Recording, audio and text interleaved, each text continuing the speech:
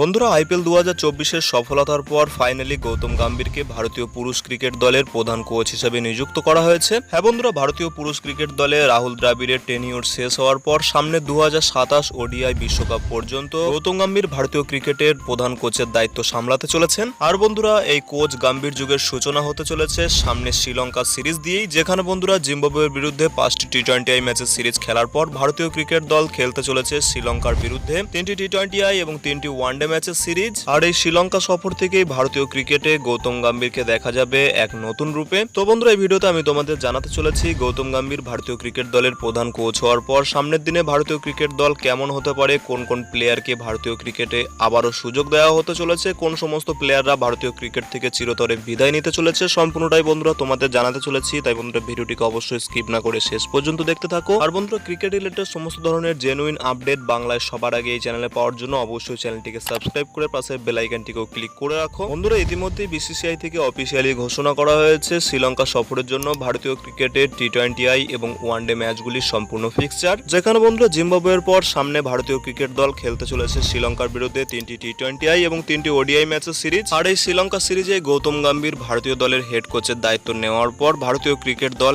একেবারে পাল্টে যেতে চলেছে। হ্যাঁ বন্ধুরা, রোহিত শর্মা, বিরাট কোহলিদের মতো ভারতীয় দলের অভিজ্ঞ ক্রিকেটাররা টি-20 ইন্টারন্যাশনাল থেকে অবসর ঘোষণা করে দেওয়ার পর জিম্বাবুয়ে সফরে 5টি টি-20 ম্যাচ খেলার জন্য ভারতের একেবারে নতুন ক্রিকেট দলকে পাঠানো হয়েছিল। কিন্তু বন্ধুরা, গৌতম গম্ভীর হেড কোচ হয়ে আসার পরই ভারতের টি-20 এবং ওডিআই দলে পরিবর্তন হতে চলেছে, যেখানে বন্ধুরা শ্রীলঙ্কার বিরুদ্ধে 3টি টি-20 ম্যাচ খেলার জন্য ফিরতে চলেছে ভারতীয় ক্রিকেটে অনেক অভিজ্ঞ প্লেয়াররা, যাদের মধ্যে অবশ্যই থাকতে চলেছে হার্দিক পান্ডিয়া, সূর্যকুমার যাদব, জসপ্রীত বুমরাহ, শ্রেয়স আইয়ার, তিলক বর্মাদের মতো প্লেয়াররা। আর বন্ধুরা, আশা করা হচ্ছে হার্দিক পান্ডিয়াই সামনের দিনে ভারতের টি-20 দলের অধিনায়ক হতে চলেছেন। অপরদিকে বন্ধুরা, শ্রীলঙ্কার বিরুদ্ধে 3টি ওডিআই ম্যাচের কথা বললে সেখানে বন্ধুরা সেই সিরিজেও ফিরতে চলেছে অনেক পুরনো প্লেয়াররা, যারা হলেন বন্ধুরা অবশ্যই কেএল রাহুল, ঈশান কিষান, শ্রেয়স আইয়ারদের মতো প্লেয়াররা। এই সমস্ত প্লেয়ারদের বিসিসিআই থেকে বহুদিন ধরেই বঞ্চিত করা হচ্ছিল, কিন্তু বন্ধুরা মনে করা হচ্ছে গৌতম গম্ভীর ভারতীয় দলের প্রধান কোচ হয়ে আসার পরই এই সমস্ত প্লেয়াররা আবারও ভারতীয় দলে কামব্যাক করতে চলেছে। আর বন্ধুরা, এই শ্রীলঙ্কা সিরিজে ভারতের ওয়ানডে দলের ক্যাপ্টেনের কথা বললে সেখানে বন্ধুরা 3জন কন্টেন্ডার অনেকটাই এগিয়ে আছে ভারতের নতুন ওয়ানডে দলের ক্যাপ্টেন হওয়ার জন্য, যেখানে বন্ধুরা সবার প্রথমেই নাম আছে হার্দিক পান্ডিয়া, যিনি বন্ধুরা টি-20 দলেও ভারতের ক্যাপ্টেন থাকতে চলেছে। এছাড়া বন্ধুরা আরো দুজন বড় কন্টেন্ডার হলেন কেএল রাহুল এবং শ্রেয়স আইয়ার, যাদের বন্ধুরা দেখা যেতে পারে